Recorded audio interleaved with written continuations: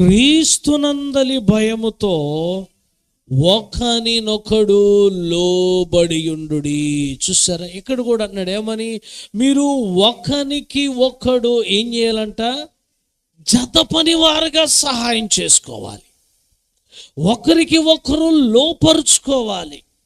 అప్పుడే విధేయత ఉంటుంది.